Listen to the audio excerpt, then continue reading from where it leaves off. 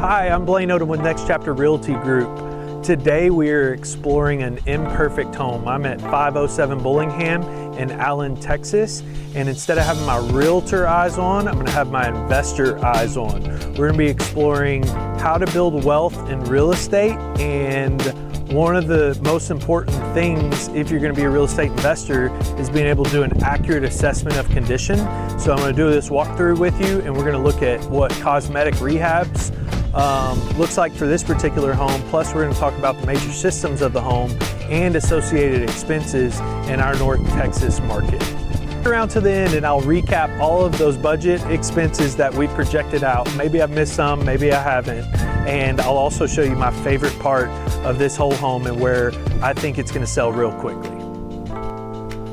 So one of the major systems of the home is the roof. This particular roof, you can see it's covered in trees. Well, when a home's covered in trees, if a branch breaks, then it can create some shingle damage, which will eventually lead to leaks in the home. These trees also shed leaves, and so you can see the leaves up in the corner have kind of clogged all of the gutters, so the gutters aren't functioning properly, and over time, if you don't remove that debris from the corners, then that'll create more roof issues.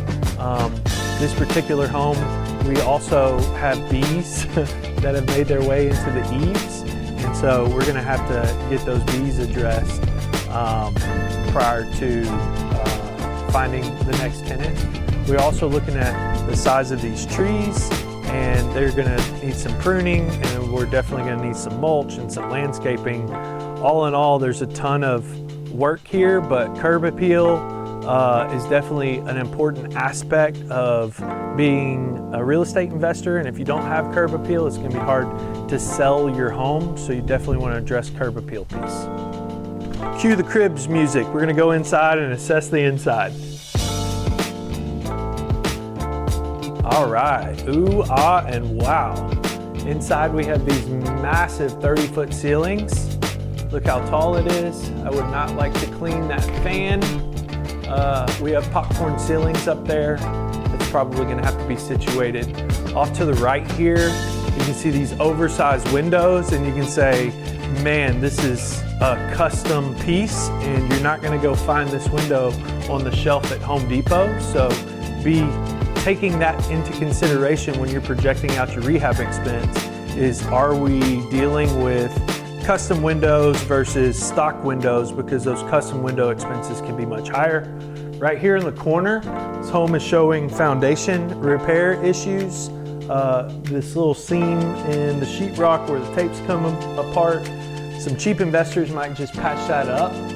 Your real deal, good job investors who are truthful in their seller's disclosures will actually have foundation experts come out, fix the foundations, and then patch those cosmetic issues that are showing because of the foundation issues. For this particular home, this seems to be the most major area of foundation issues, and we're going to point out some other ones as we go along.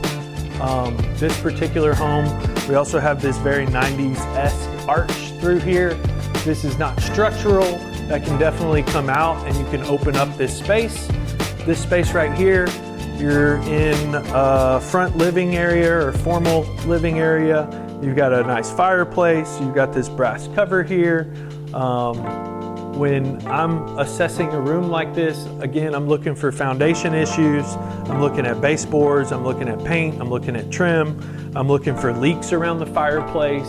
I'm looking up top at the ceiling to see if anything's coming down there. I'm asking myself, am I going to be replacing something like this, or is this salvageable? The same thing here. I know gold's coming back. It's kind of a brassy look, but I've seen people paint these and try to save some money, and good for them. So this is the main entryway. We've covered popcorn ceilings, we've covered carpet, we've covered additional pieces that were kind of more artistic and not as functional these days.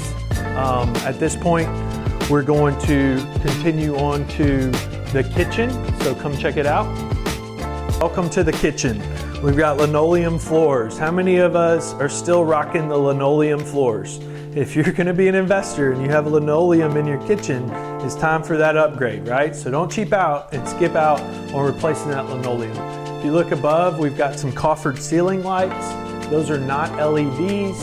Those are fluorescent bulbs. I'd probably recommend replacing those. I asked my wife the other day, I said, are we even gonna have light bulbs like in the next few years, or is everything gonna be LED? I don't know the answer to that, but I'm pretty sure LED is gonna take over everything and bulbs are gonna go away. This kitchen is a little clunky. You've got sink on this side, you've got an electric stove on this side. When I'm looking in the kitchen, this is the first thing where it's gonna tell me, be painfully obvious if the home has gas or not. So when I see this and it's an electric stove, now I'm wondering, is my hot water heater electric or is my furnace electric as well? Because running your furnace and your hot water heater on electric can be very expensive. So we're gonna have a little assessment later to identify those appliances and how they run. Under here, if you're doing an assessment of a kitchen, you always want to kind of check out underneath the sinks, see how much water damage is underneath. You see the back sheetrock over there. There's some old water damage, and then things have kind of fallen out of place there. Sometimes it's weight, sometimes it's water, but definitely keep your eyes out for all things water damage is important when you're doing an investor assessment. You look down here, the fridge spigot. We managed to get this fridge spigot turned off, but it had dripped for a couple days through there and caused some minor water damage. This is the kitchen. If I'm rehabbing this kitchen, you can go all in, right? Kitchens are typically the most expensive individual area of the home to remodel, whether you're an investor or you're kind of a retail person just renovating your own home. Typically, retail kitchen remodels in the North Texas area cost anywhere from $30,000 to $60,000. One of the things about being an investor is when you start doing volume in rehabs and flips, then you typically get better pricing than the customer that's going to just do a project once and be done. And so a lot of investors are making money based on their capacity to rehab a property cheaper than a retail person can. So getting that volume discount goes a long ways. Another good example of that, and we'll get out to it when we get to the backyard, is this home has 2 air conditioners and both of them are dead. Well, if I go in and meet with an air conditioner man, or if I'm a homeowner and I call an air conditioner person, they're gonna try to quote me $18,000, $20,000, $22,000. Well, as an investor, I know that, that same AC man does business with me once a month and they're always replacing air conditioners for me. Maybe they're only doing that air conditioner rehab for $12,000 or $15,000. And now I've gotten 2 air conditioners for $24,000 instead of 1 for $18,000. So investors have to be well connected with their contractor base and do volume and grow into volume to save money on their rehabs and their flips. So if you're thinking about becoming an investor, like that first go around, you better have your numbers tight, because you're not gonna have all those discounts from the very beginning. You're gonna have to work your way through a bunch of subs. Moving on to the house, look above me. What's that red flag right there? The tub is about to fall down from upstairs because it's overflowing with water. Not really, the water's turned off, but you can tell this popcorn ceiling's peeled away and there's some former water damage there. And so that right there tells me, I'm assuming there's a bathroom upstairs and they either had a toilet overflow, a leak, or something going on in the bathroom. You can look through here, there's a beautiful kind of corner bay area. Obviously, we talked about windows earlier. You kind of tell that the seals have busted on these windows. When I'm talking to investors or projecting out expenses for windows, I know a home this size, as you're kind of counting or seeing the layout of this home, I know a home this size has, or I was actually talking with a neighbor about this, the custom window expense was $60,000. I think you could get this whole home, the windows done for $25,000 to $30,000. All right, moving on from the living room, we're gonna go back to the kitchen and I'm gonna show you upstairs. So let's go do that. Okay, so now we are upstairs at this property in Allen, and this home on the tax record shows that it's 4-bedroom. It's actually 5-bedroom, but this could potentially have a conversion to 6 bedrooms.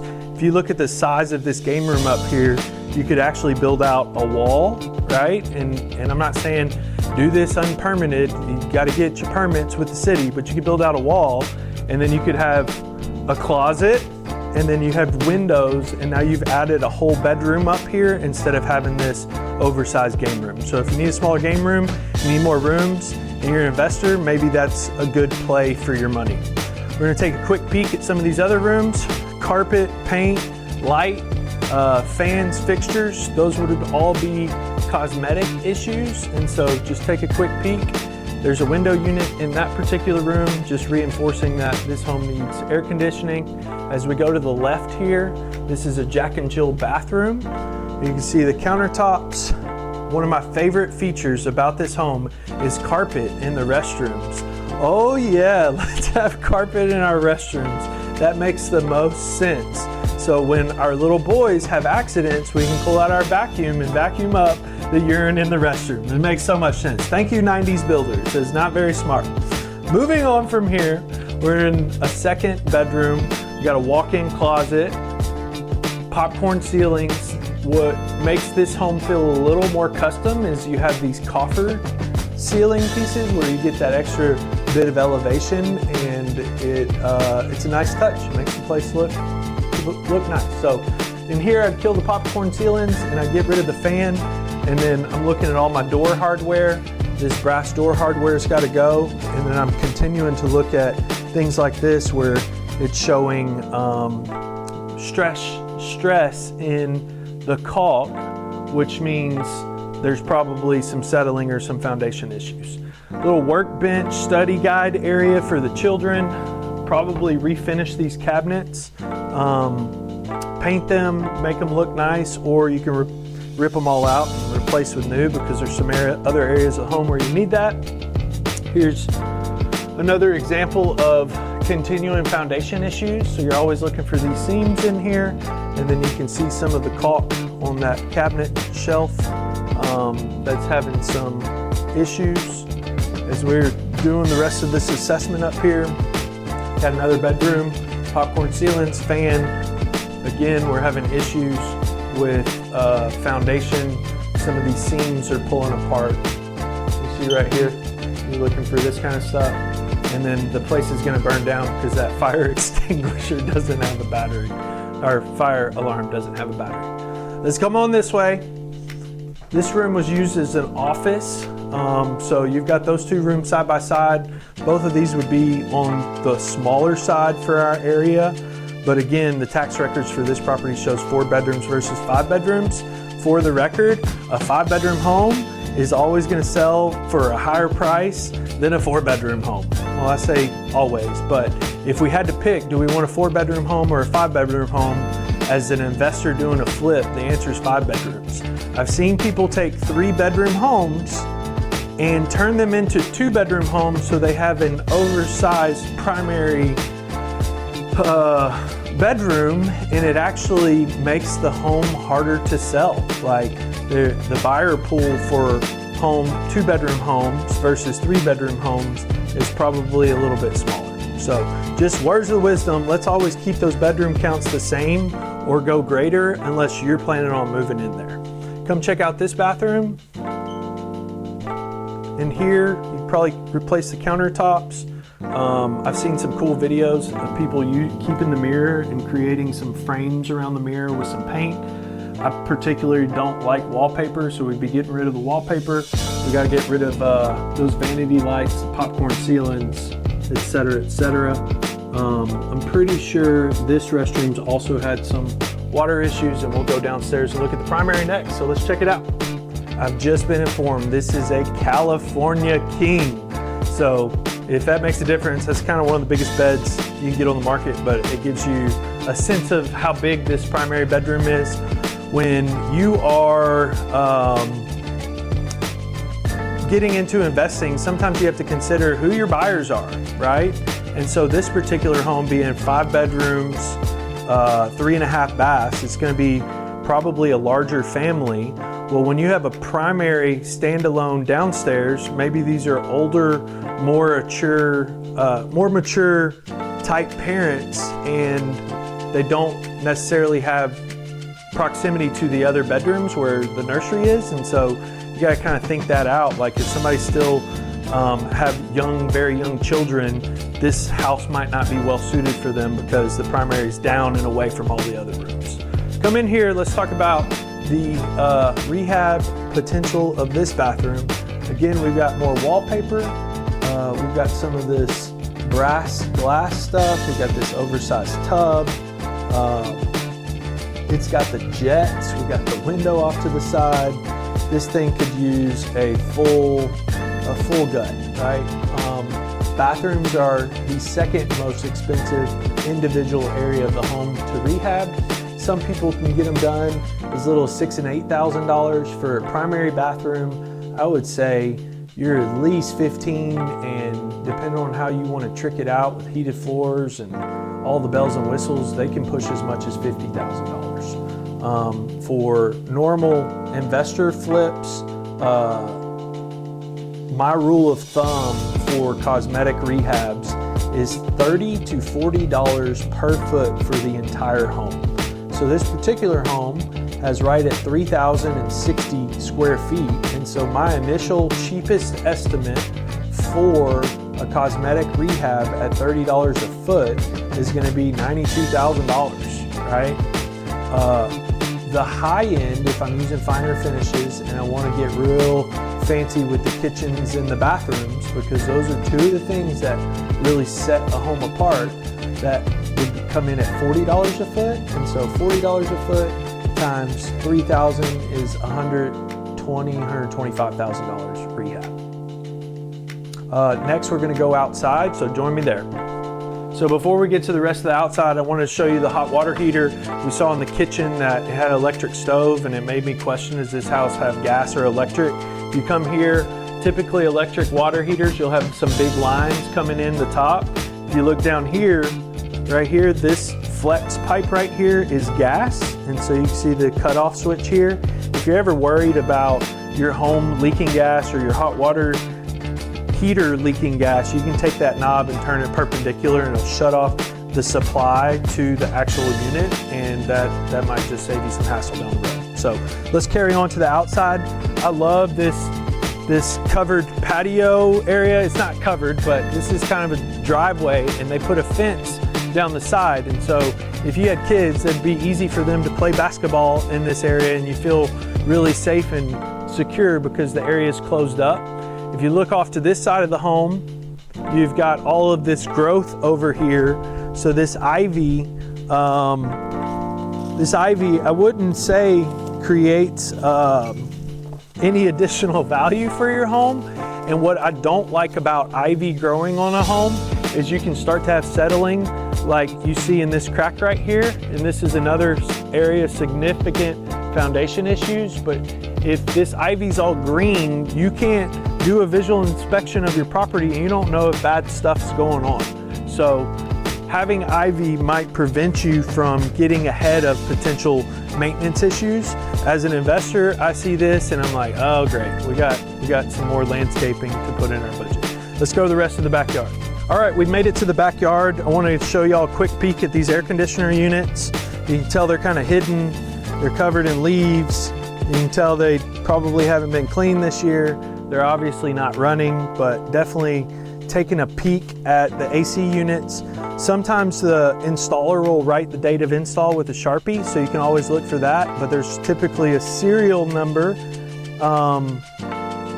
There's a serial number or sticker on the unit. You got to get a picture of that and then do research on the unit to find out the date of manufacture. So that's how you assess air conditioner units. Let's carry on. When we started talking about the systems of the home, air conditioner units is part of your HVAC system, need replacement. We've got roof, need replacement. We've got foundation, needs some foundation work here. We talked about all the cosmetic things going on in the home, the bathrooms, the kitchen, the tile, the paint, the LVP, the linoleum, the electric appliances. We talked about all of those things. The two things we didn't talk about are plumbing and electrical. Whenever possible, you want to get a sewer scope to make sure you don't have any major plumbing issues. Plumbing's changed over time, and sometime in the late 70s, I believe, beginning early 80s is when, they started making transitions to PVC.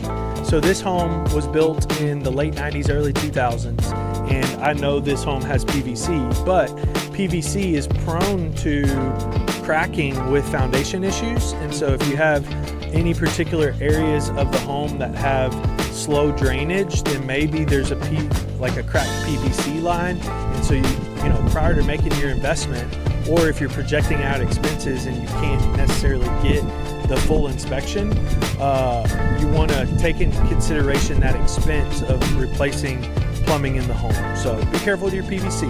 Electrical, same thing with paneling. The biggest red flag for me is always the knob and tube, but go pop open that electrical panel and make sure nothing looks hot wired and that it was installed professionally. They update electrical code like all of the time, and so a lot of times people get inspections and the home's not to code. Well, that just means it's not to code to today's standards, but that code changes over time. It still might be perfectly safe to have in the home. Now, my favorite part of this house, we're in an interior corner lot here, and this backs up to a beautiful green space. I think it's called Shadow Creek. And so we can look back here and there's a nice bridge, and there's turtles back here, there's fishing opportunity back here, and you don't necessarily have a privacy fence, but why would you want a privacy fence when you could be in the Dallas Metroplex and have a green space like this? Plenty of walking trails. For me as an investor, I look at this and it just makes the home really appealing to whoever the next family or the next buyer is going to be. And it's like, if that doesn't help the price, it's definitely going to help our days on market if we do a great job with the renovation. Location is such an important piece of any real estate, and you know, you got to take that in consideration. What sells homes, if you're getting into real estate investment, we've done this condition assessment, but what sells homes is condition, accessibility, price, and exposure. So I love this journey investors take, and certainly starting with an assessment of condition is important. If you're interested in learning more about investment, you can drop a comment down below and I will reach out to you directly, and we'll take it from there. All right, we're gonna do a final recap. My favorite part is this green space, but rehab for this particular property with my investor lenses on. I've got light foundation issues through the home. I'm projecting 10 to 20, so let's just use the number 15. I've got a roof if you're well connected in the roofing industry, this size roof probably right at $10,000, so we're at 25 total. Cosmetic rehab on the low end for this property is going to be $90,000, so we're at $115,000. Wild card on this property, I personally would replace the windows, but a minimum of $20,000, so we're at $135,000. And then plumbing issues, miscellaneous issues, other budget issues, another $15,000. And that would be my budget for the cosmetic aspect of this rehab. You can't just take that in consideration for your total investment. You got to take into consideration your holding expenses, your profit expenses, your utilities while you have the property. You got to take in consideration insurance expense and a transactional cost for selling that property after it's rehab. We can explore all that later. Today's all about condition, so I hope you enjoyed the video. Reach out to me if you have any questions about investing or you're curious about building wealth in real estate, and I'd love to start a conversation with you. Thanks. I'm Blaine Odom with Next Chapter Realty Group.